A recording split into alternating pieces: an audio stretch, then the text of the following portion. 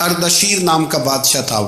حضرت محدث ابن الجوزی آج سے کچھ 700 سال پہلے لکھتے ہیں اردشیر بادشاہ بڑا خوبصورت تھا، جوان تھا، بڑا عقل مند تھا. اس نے اس طرح کے قریب قریب کی ساری ریاستوں پہ قبضہ کر لیا.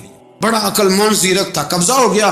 ایک بادشاہ بڑا سخت تھا، اس کے ساتھ جب پنجہ آزمائی ہوئی تو اردشیر کہتا ہے اس سے میرا قبضہ نہیں ہو رہا تھا. اور جب ہم نے ساری ریاستوں نے مل کے اس پر حملہ کیا تو ایک قلعے کے اندر قلعہ بند ہو گیا.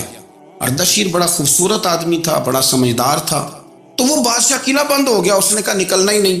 اب وہ اندر بند ہے، یک بارگی حملہ کیا تو وہ بڑا بڑا قلعہ تھا اس میں بند ہو گیا.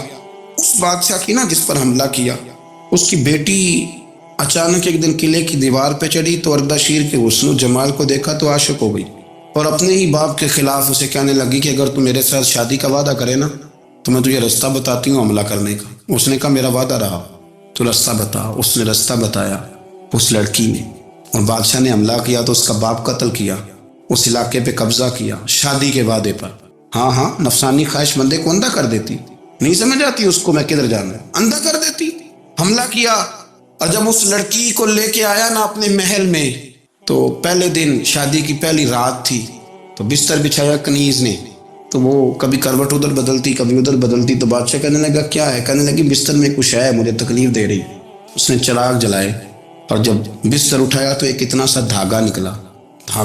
دھاگے سے عموماً تکلیف نہیں ہوتی. تو اس نے کہا تو اتنی نرم و نازک ہے کہ دھاگا. کہنے لگی میرا باپ نا میرے ساتھ اتنا پیار کرتا تھا کہ روز میرا بستر بھی خود بچھاتا تھا، اور اس نے آلہ رکھا ہوا تھا، وہ ناپتا تھا کہ کوئی پایا اونچا نیچا تو نہیں، میری بیٹی کا بیلنس سوتے وقت خراب نہ ہو جائے. اور میرے لیے گوشت اور کپڑے بھی خود پسند کر کے لاتا تھا، کھانے پینے کا خود خیال کرتا تھا. اردشیر کہنے لگا اچھا وہ اتنا پیار کرتا تھا، اور پھر تو نے اس کے ساتھ کیا کیا؟ کہنے لگا بلاؤ کنیزوں کو بلایا، فرمایا اس کو اٹھاؤ اور جلاد کے پاس لے جاؤ. اسے کہو کہ اس کے بال ایک گھوڑے کے ساتھ باندھے، پیر دوسرے گھوڑے کے ساتھ باندھے، اور ایک گھوڑا ادھر بھگا دے. کدھر بھگا دے؟ یہ جس کے باپ نے اتنا پیار کیا، یہ نفس کی اتنی غلام ہے کہ اس کی وفادار نہیں رہی تو میری وفادار کیسے بنے گی؟ جس نے اتنے نازوں سے پالا کہ دھاگا اسے برداشت نہیں. او یارو یاد رکھو، اگر نفس کی غلامی کرو اور بڑے بڑے وفاداروں کو چھوڑ کے غلامی کرو تو پھر کہو وفادار مل جائیں. کوئی بول لڑا نہ بول بیٹھی ہوں دے خصم ناراض بڑ بولیاں دے، کان سر کھائے تے بل ٹھنڈ پائے. بڑے فرق نہیں سجنا بولیاں دے، جڑیاں خصماں دی وچ رضا وسن، بھاگ جاگ جاندے انہاں گولیاں دے. آپ ادلیاں نو سردار پین تکے تے شرما والیاں نو جھوٹے ڈولیاں دے. اپنے نفس کے پیچھے چلو گے تو یہ تباہی ہے.